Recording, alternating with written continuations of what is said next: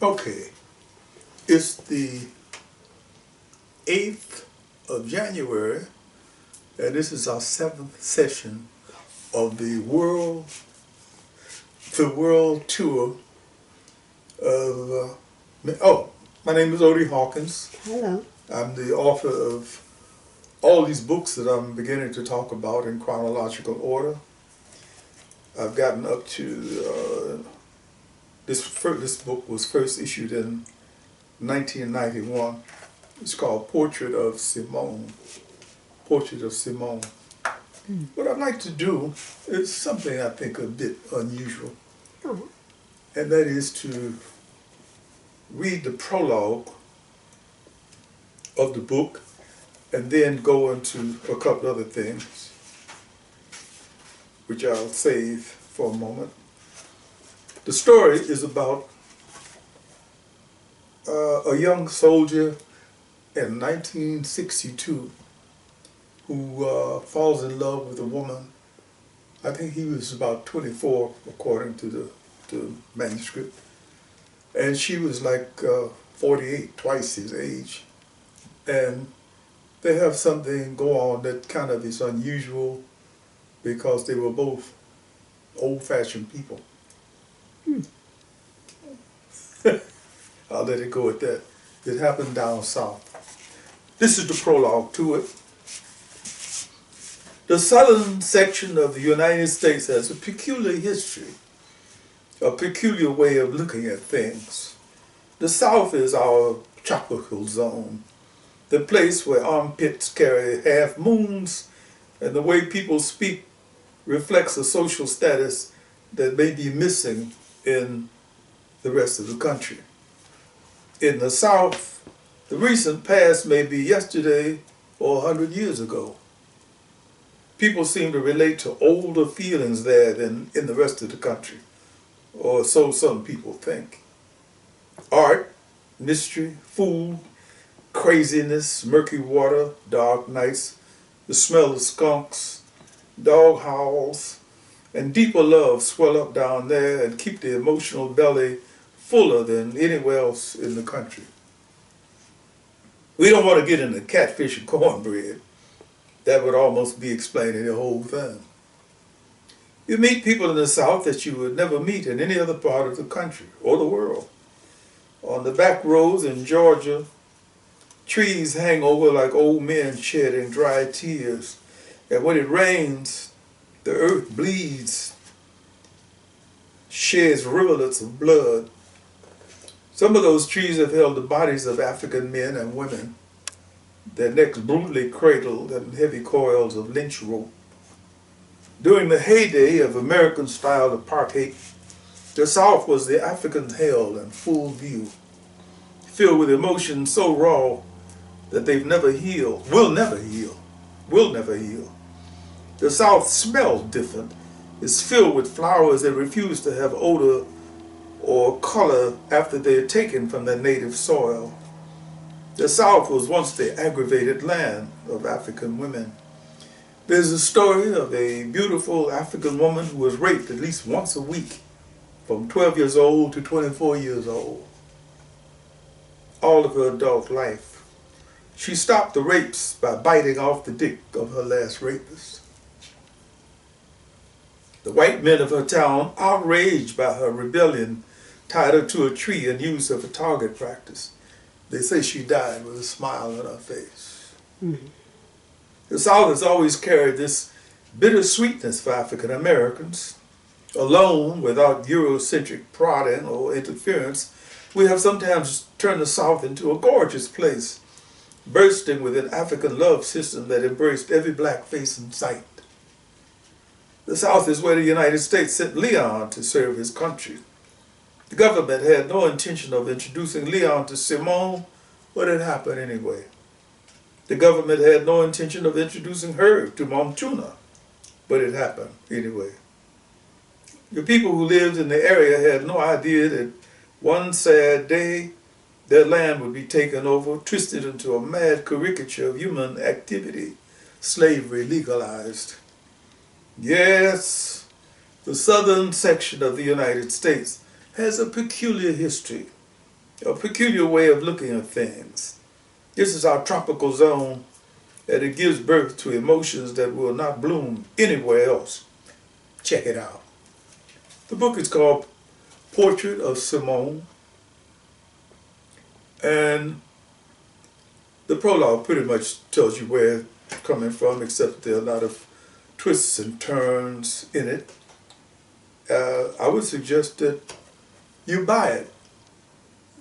Zola Salena. What is it talk? What does it talk about, though? What is the main thrust of the story? Please tell me what it is that you'd like to have me talk about. Well, maybe what the first story is about. Oh, okay. Like I said earlier, before the prologue, it happens in 1962. Young brother is drafted from his corner in Chicago, Illinois, where he's having a really fine time.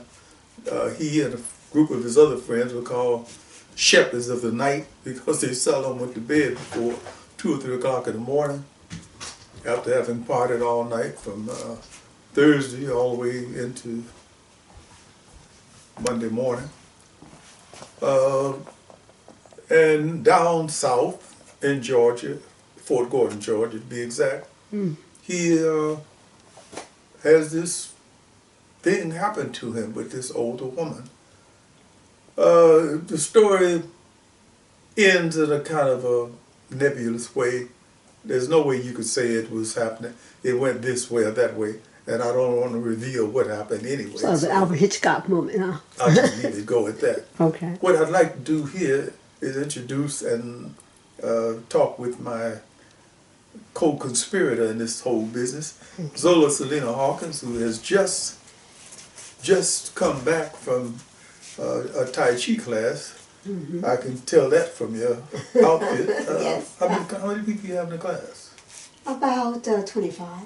Okay. Yeah. And hopefully they're learning something. Yes, they are. Okay. Yeah. Indeed. Thank you.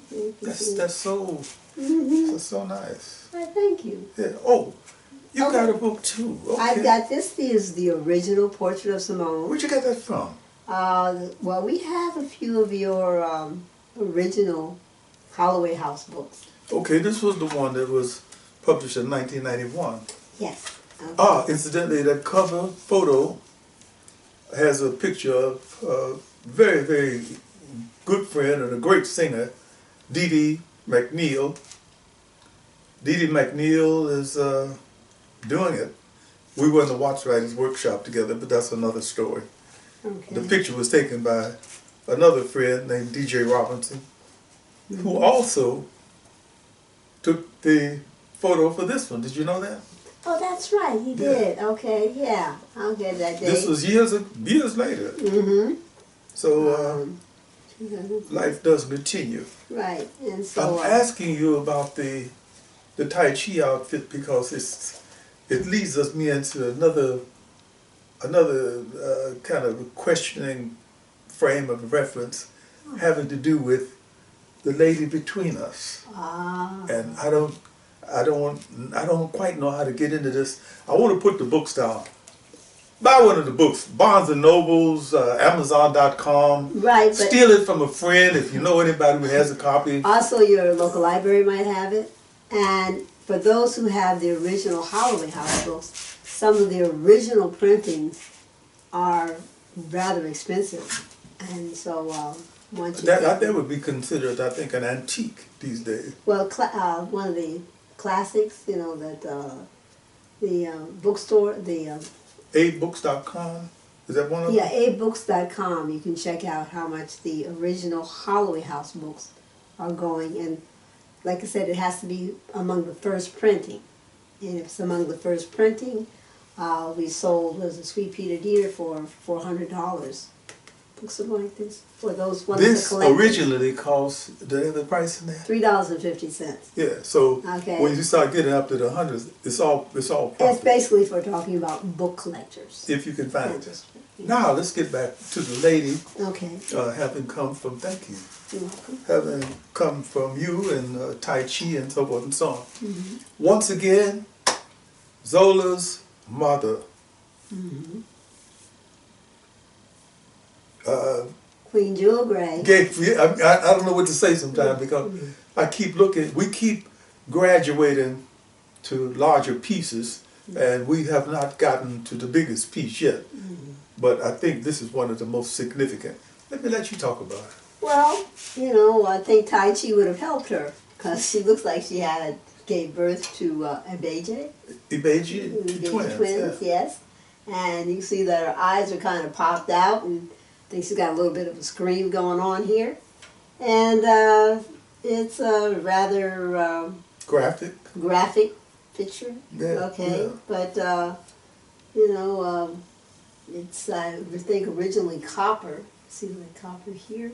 I don't know if that's copper. Somebody who knows about metal would be able to tell us. But she's got a lace necklace and the intricate details. We noticed that one of the earrings is this one is shorter than that one. Right. And it has something to do with the way the face itself is balanced just a little bit to my right. Her hairdo is gorgeous. If you came up close, you see all the intricate metal work. Right. I don't know how. A necklace, or it's almost much like the necklaces that they have. Yeah, this was done like without a blowtorch or other modern instruments. You find it mounted on the stool and it's slanted slightly backwards, so that if I were to push it a little bit, it would. It wouldn't fall over. And these look like elephants down the side. See? The tusks. Okay, the elephant ears all the way down the side. So quite possibly it's a throne. Piece or something. It's a throne of some kind. And this is obviously the mother of blessed twins. Yes. Okay. But I mentioned Tai Chi because Tai Chi does help in stressful situations, and I recommend it to people. Sort of a moving yoga, and it helps with the balance, breathing, health internally, externally. And there are martial arts applications to each of the forms. And so... how did you get into it? Whoa. Back I don't want the whole complete story here. But years and years, eons ago. Eons ago. Okay. I was in an automobile accident, and I ended up having a very bad sciatic situation. That's your leg. Right, okay. To form a muscle there. Anyway, there's Jason Williams. Okay. Told us about... Jason, yes, Williams, his wife Valerie. Told us about a Tai Chi master, Master Tom Tran, teaching at a temple in Long Beach. And 10th and Orange? 10th and Orange, yes, a Vietnamese temple. And he was teaching the classes for free. And so I showed up kind of scuffling along. Dragging my leg. And I thought Master Tom would say, you know, go away, go away, go away. But he was very understanding. And with the Tai Chi and the physical therapy and acupuncture through Soma and the Village Health Foundation, I got... That was about 15 years ago. Yes, well, 16 years ago. 16 years ago. Yes, that I got back to where I have balance. I can stretch my leg and, you know, lift it up higher and what have you. And unless I'm trying to abuse the left side too much, I don't have to worry about the sciatic. And when I do Zumba, everybody else is panting, and I'm like, what's next, what's next? Okay, because I have the energy. Yeah. And so, and I appreciate the fact that you do Tai Chi with me. I had no choice. We're talking about something that was a beginning for both of us. At this temple on 10th and Orange, the master that she's talking about, who will be renowned someday because he has been teaching teachers, and we qualified. She came in before I did because the monks at the temple suggested to me, like, you come with us. So they took me away to go upstairs to teach them English while she remained down in the courtyard to do Tai Chi 24 form, Yang, the sword, the dowel, the fan, and the cane. That's 5 martial arts. Plus her involvement with me and my involvement with Capoeira Angola and Capoeira Regional. These are so separate martial arts stories. But that was the beginning of our beginning in the martial arts. And at this point in time, I would like to say, I know you're too modest to discuss it, but at this point in time, she's about to become the instructor at a drug rehab program in Tai Chi, and I've been qualified to be the assistant. We've both been given certificates by the Dr. Daniel Hoover at Soma. the School of Healing Martial Arts in Long Beach. And we got our certification in May of 2019. Certification is good for 2 years, and we will need also, though, until we recertify, we will have to take some continuing education credits. But it's a very intense program, and oral exam, 3-hour oral exam, but it's really worth it. And they will be doing a certification program again soon. But in the meantime, we're just enjoying Doing it. We're just doing it. The reason I decided to make this sort of presentation as often as possible was to get people in touch with the idea that writing books should be a part of every writer's notion of what life is about. If you say that you're a writer, you should write. And I'm not putting anybody down who wants to write, who does not write. But if I can be of any kind of inspiration or as a catalyst for those who want to write, I can say that you too may wind up with a collection or an output of literary material. 30-some books, but also to be able to write, you're supposed to write on what you know. And so you should have a variety of tools in your toolbox. Experience, yeah. Yes, from the travel, like you have traveled to Spain and Sweden. You gotta get out there. You got to get out there. Mexico. Just because you happen to be born in Mississippi or Chicago or Alabama or Egypt or wherever, there's no reason there's nothing that says you should stay right there. And if physically you can't go, walk to your library, get you a library card, and go to the reading of books. Or, if you are more visually oriented, come and look at her. Look at the various pieces that we are putting on exhibit. Believe me, this is done with great deliberate intention, which is to circle around in our lives to help you introduce something else into your life. In this case, it's metal sculpture from West Africa. One of the things I'd like to say, one of the other things, is that I've had frequent arguments with friends over the years who start talking to me about African-American history. And they always seem to start at 1619, which is when the first recorded shipment of, I think it was 20 Africans were taken off a boat up there somewhere in New England. Maybe it was a Plymouth Rock or something. Anyway, these people were enslaved, not initially, but eventually they were enslaved by virtue of being a certain color, because they were identified. Those who know the history know the history. I've always objected to that, because I've considered this to be the beginning of our history. Yes.